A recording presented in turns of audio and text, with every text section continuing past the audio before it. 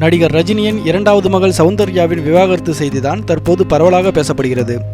2010 அஸ்வின் ராம்குமாரை திருமணம் செய்து கொண்ட சௌந்தர்யா அவரை காதலித்து திருமணம் செய்து கொண்டார் என்பது குறிப்பிடத்தக்கது. இந்நிலையில் 6 வருடம் கழித்து திடீரென தற்போது அவர் கணவரை விவாகரத்து செய்யும் முடிவுக்கு வந்துள்ளார். அதற்கான காரணம் என்னவென்று தெரியாமல் இருந்தது. சில நாட்களுக்கு முன்பு நடிகை ராதிகா தனது மகளின் திருமண வரவேற்பு விழாவில் விருந்தினர்களுக்கு மது விருந்து அளிக்கப்பட்டதாகவும் அதில் சௌந்தர்யா கலந்து கொண்ட போது ஏதோ பிரச்சனை ஏற்பட்டதாகவும் அதுதான் விவாகரத்துக்கு காரணம் என்றும் கூறப்பட்டது. ஒருபுறம் பிரசவத்திற்காக தாய் வீட்டிற்கு சென்ற சௌந்தர்யா மீண்டும் கணவன் வீட்டிற்கு திரும்பவில்லை.